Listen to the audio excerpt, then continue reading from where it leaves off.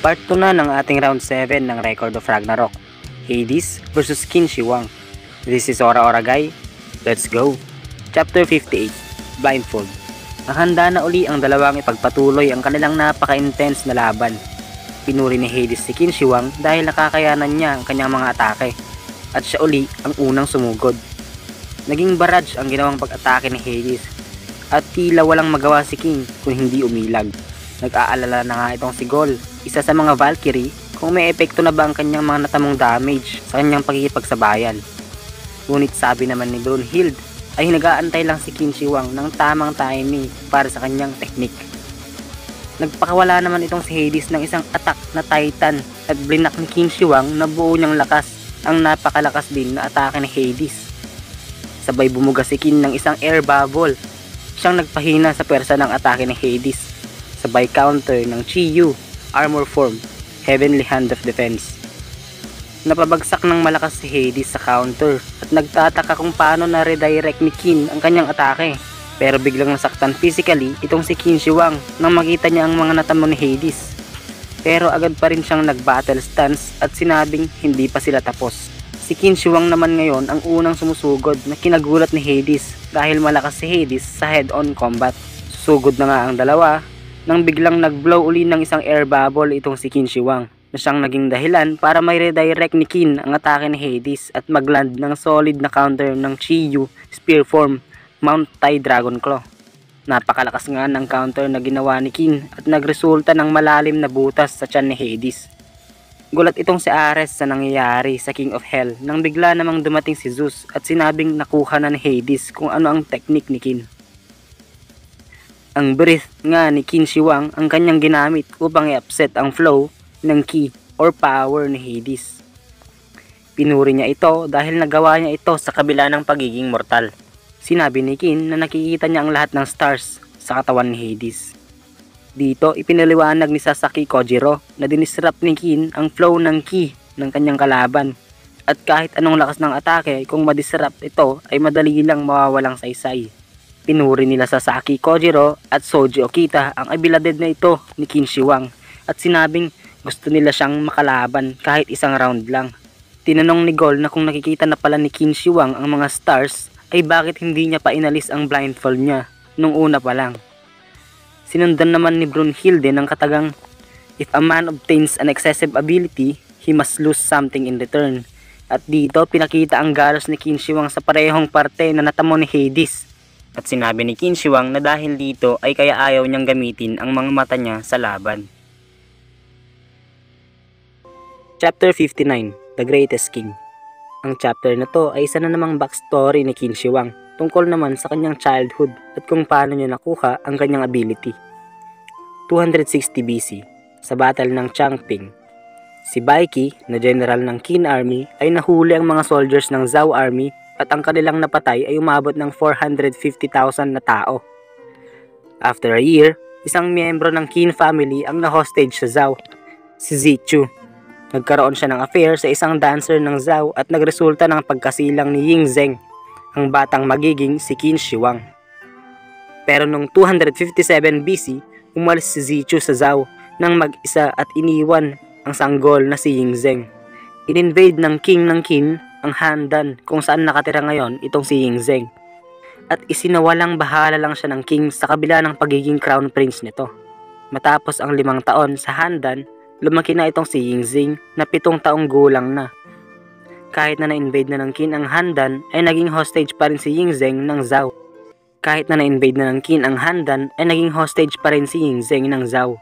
At nakakaranas siya palagi ng galit mula sa mga taga-Zhao. Pagpasok ni Zheng sa kanyang bahay, ay may nakita siyang babae, si Chunyan, ang bagong caretaker at bodyguard ni Ying Zheng. Pati nga itong si Chunyan ay iniinsulto si Zheng at tinatawag pa itong reject ng Qin. Ngunit mabait pa rin itong si Zheng at laging nakangiti. Sinabi ni Chunyan na ayaw niya kay Zheng pero wala siyang magagawa kahit nagsimula pa rin ang buhay nila na magkasama. Habang bumibili nga itong si Chunyan ay naglabas ng galit ang isang tindero sa walang imik na si Zheng. Lahat ng tao ay galit at binubuntong kay Ying Zheng ang lahat ng mga nangyayari sa kanila dahil sa invasion ng Qin. Pero sa kabila nito ay nagawa niya pa ring ngumiti sa mga tao Nakawin ang dalawa nang i-check ni Chunyan ang katawan ni Zeng at nagulat dahil sa mga pasa sa katawan. At dito pinaliwanag ni Ying Zeng na kapag may nakikita siyang nasasaktan o may taong galit sa kanya ay nagtatamo siya ng mga sugat o tinatawag na mirror touch synesthesia. Sa kaso ni Zeng ay kapag nakakakita siya ng mga taong nasusugatan ay magkakasugat din siya sa mismong parehong parte kung saan nasugatan ng kanyang nakita. Sa sobrang lakas nga ng kanyang sakit ay pati mga galit ng tao ay pwede nang maging dahilan ng pagkasugat ng kanyang katawan. Sa kabila ng lahat ay tinitiis ito ni Zeng at kinakaya pa rin maging mabait sa mga tao at ngumiti na lang dahil tingin niya ay mapapatawad rin ng mga ito sa pagtagal ng panahon. Nagalit nga itong si Chunyan sa sinasapit ni Zeng at tila sobrang naaawa siya dito. Sinabi ni Chunyan na kung gusto niya umiyak ay ilabas niya lang kanyang nararamdaman at malaya siyang gawin ito. Niyakap niya si Zeng at umiyak, sabay sinabing pwede siyang mabuhay sa gusto niyang paraan. At humagulgol na nga itong si Zeng sa unang pagkakataon ng kanyang buhay hanggang sa may labas niyang lahat. Kinabukasan nga ay binigyan ni Chunyan si Zeng ng isang blindfold para maiwasan niya ang mga nakikita niya na maaaring makasakit sa kanya.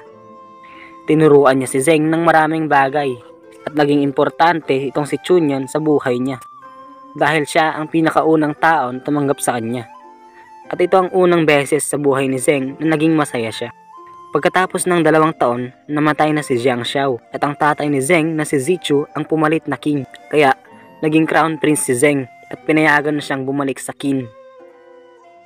Paalis na si Zeng mula sa Zhao at nagpaalam na si Chunyan sa kanya dahil di na niya masasamahan ito pagkalabas ng border ng Zhao. Pinipilit ni Zeng si Chunyan na sumama sa king nang biglang may umatake sa kanila.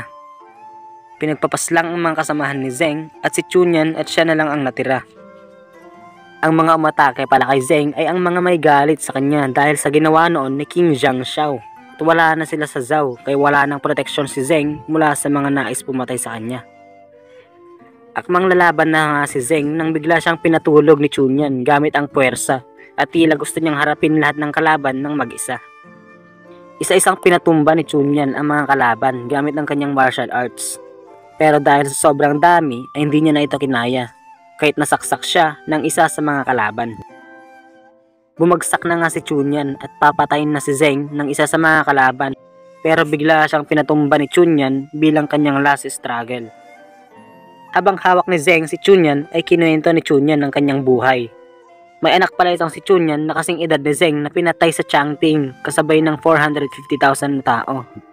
At kaya pala naging caretaker ni Zeng si Chunyan ay dahil gusto niya din ibuhos sa kanya ang galit nito.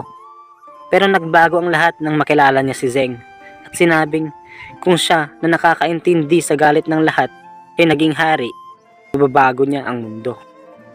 Nangako si Zeng na siya ang magiging greatest king of all hanggang sa tuluyan na ngang namatay si Chunyan.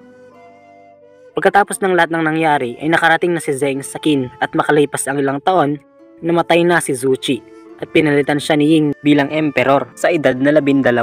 At dito na naging emperor si Zeng na kilalang Qin Shi Huang. Bumalik na nga ang next page sa laban ni Qin Shi Huang at Hades.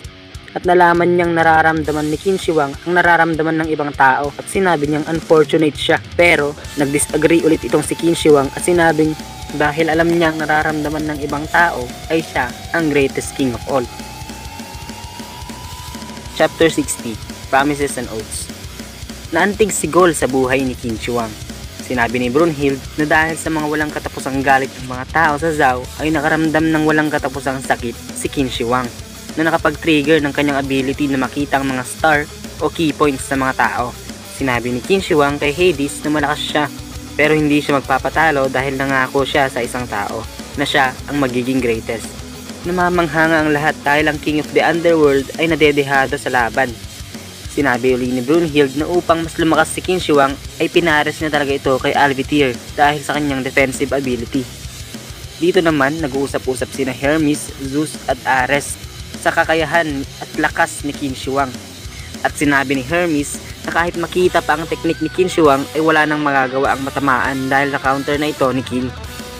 Sinabi naman ni Zeus na lamang si Hades sa lahat ng aspeto, sa bilis, sa lakas, at sa experience. Pero dahil sa spirit ni Qin Shi Huang ay natatapatan niya si Hades at sinabing walang limit ang mga tao.